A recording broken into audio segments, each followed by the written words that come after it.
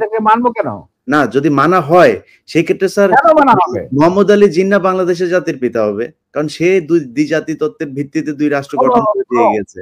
আর মোহাম্মদ আলী জিন্নাহ কোনোদিনই বাইচা আমি থাকলে বলছি স্যার, যদি হয়, যদি তারা করতেই চায়, তো তাহলে সে হবে। আমার কথা শোনো, জি, জি sir. I am very straight. কারণ আমার দাদা নানারা সব ছিলেন ইয়ারট্রাক ফ্রম দি আলিগড়। তারাই প্রতিষ্ঠা করছে মুসলিম লীগ নওয়াজ সলিমুল্লাহ সাহেবের নেতৃত্বে। I come from a political family. My father was the GS of Dhaka University. ঠিক আছে? Now, he became the leader of the youth and student front of Muslim League.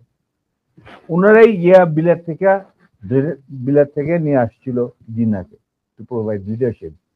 তাদের এক পয়েন্ট এজেন্ডা, মুসলমানদের যেন স্বাধীন দেশ চাই, নো আদার থিং।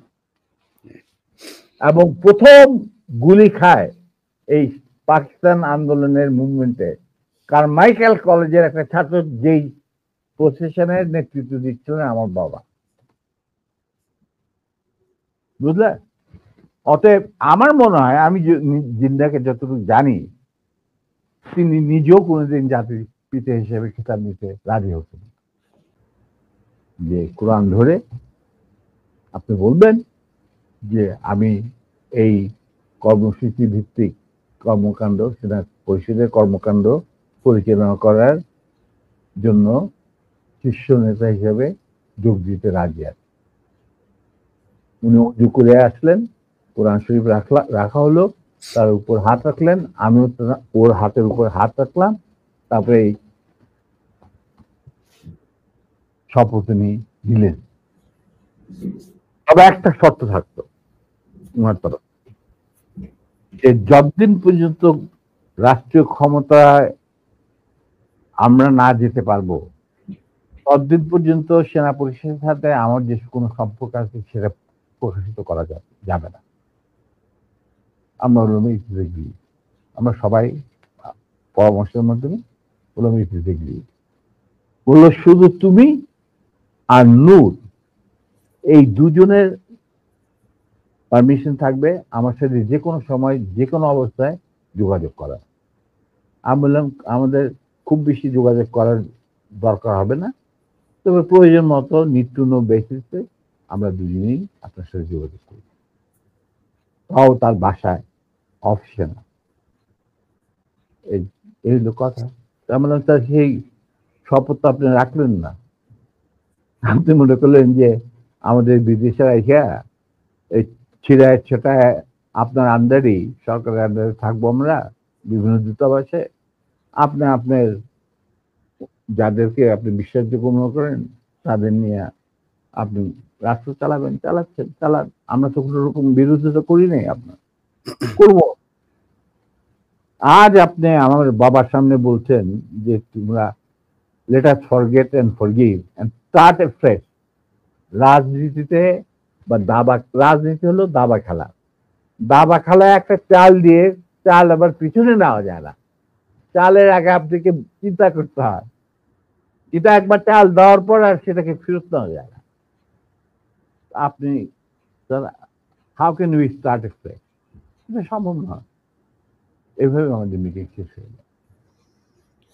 আপনাদের ওই 25 বছরের পরিকল্পনাতেই কি শেখ মুজিবকে ক্ষমতাচ্যুত করার পরিকল্পনা ছিল?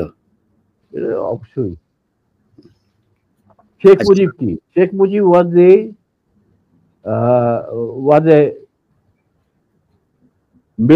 major player to implement the Indian design over Bangladesh.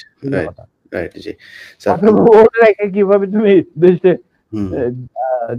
মানে জাতীয়তাবাদী ভিত্তিতে নিজের সংস্কৃতি, নিজেদের ঐতিহ্য ভিত্তিতে, নিজেদের ধর্মীয় চেতনার ভিত্তিতে তুমি বাংলাদেশ বানাবে কিভাবে?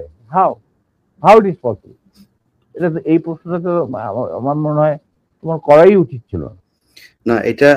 এটা করার উচিত ছিল না কেন? এটা করলাম আপনার মুখ থেকে শোনানোর জন্য। এটা শুনলে হয়তো অনেকেই মনে করতে পারে যে আওয়ামী লীগ হয়তো এটা নিয়ে কথা বলবে যে জিয়াউর রহমানও তাহলে তাকে ক্ষমতাচ্যুত। আমি কিন্তু এখানে হত্যা করার কথা বললাম, আমি বলেছি ক্ষমতাচ্যুত করার কথা জানতেন। He was a casualty. Right. He was a casualty in a conflict. It's a crossfire. Armed conflict. Right. That's it. Right. তো এখন এই জায়গাতে শেখ মুজিবকে করার পরে আমি ব্যক্তিগতভাবে এই জিয়াউর রহমানের প্রতি আমার সম্মান একটুও কমে নাই। কারণ ওইটা ছিল মেইন কালপ্রিট এই শেখ মুজিব। সো তাকে তো হ্যাঁ। সরাইতেই হবে। এনি হাউ আপনাকে সেটা কিন্তু আমি তোমাকে একটা কথা বলবো। জি স্যার। যাতে আমি একজন মুসলমান হিসাবে বা একজন মানুষ হিসাবে কেউ কোন মানে মানুষ বা একজন মুসলমান হিসাবে আমি কাউকে জাতির পিতা, জাতির মাতা, জাতির বন্ধু, জাতির ভাতিজা এগুলি আমি মানি না। এগুলি সঠিক বয়ান নয়। স্যার আপনি তো সেক্টর কমান্ডার ছিলেন মানে মানে বীর উত্তম ছিলেন একজন। এই প্রশ্নটা আমি শেষ করি নাই। জি, জি। আমরা এই যে সভ্য সমাজ তথাকথিত যেখান থেকে আমরা গণতন্ত্রের সবক নেই, যেখান থেকে আমরা মানবাধিকারের সবক নেই, যেখান থেকে আমরা শিখি হোয়াট ইজ ব্যক্তি স্বাধীনতা, বলার স্বাধীনতা, এই সমস্ত যারা যেখান থেকে আমরা সবক নেই সেই সমস্ত দেশে কি জাতির পিতা, জাতির ফিতা, জাতির বাতা, এই সমস্ত আছে? বলো কোন দেশ আছে? ইউএসএ তে কয়েকজনকে তারা মানে ইউএস এর ফাউন্ডার মনে করেন। ফাউন্ডিং ফাদারও কেউ বলে না। দেখো Nelson Mandela was a friend of mine. উনি তো কোনদিন একসেপ্ট করে নাই যে তাকে বলা হোক জাতির পিতা।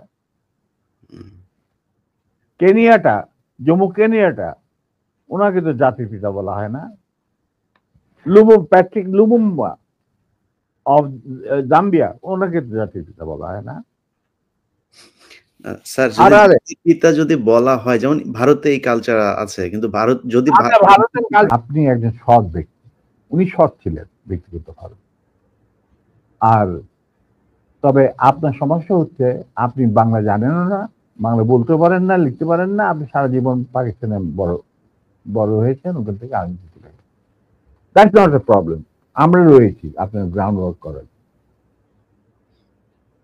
আপনি যদি রাজি থাকেন তাহলে আমরা একসাথে কাজ করতে, আপনাকে সামনে রেখে আমরা কাজ করতে রাজি, এগিয়ে যাব, সেনা পরিষদ এগিয়ে যাবে কাজ। তখন বললেন যে আমি রাজি। তখন বললেন স্যার আমাদের সাংগঠনিক বিধান অনুযায়ী আপনাকে একটা কোরআন শপথ দিতে হবে। তার পর এই কর্মসূচি আমরা বাস্তবায়ন করব অন্যান্য সমমনা দেশপ্রেমিকদের সঙ্গে নিয়ে। তখন উনি এটা খুব কেয়ারফুলি আমাদের কর্মসূচি পড়লেন। তারপরে আমি একদিন গেলাম, উনি বলে যে আমি পড়লাম, আমি সম্পূর্ণভাবে একমত। স্বাধীন বাংলাদেশকে একটা সুখী, সমৃদ্ধ, আত্মনির্ভরশীল এবং আমাদের সংস্কৃতির ভিত্তিতে নতুন বাংলাদেশ গঠন করার জন্য এর চেয়ে ভালো কোন রকম কর্মসূচি হতে পারে না। আমরা ধাপে ধাপে এটাকে কার্যকারী করব। তখন আমি বললাম তাহলে কি আপনি আমাদের সাথে কাজ করতে রাজি আছেন? আমরা আপনাকেই আগে রেখে আমরা কাজ করতে চাই, কারণ ইউ আর দি সিনিয়র এবং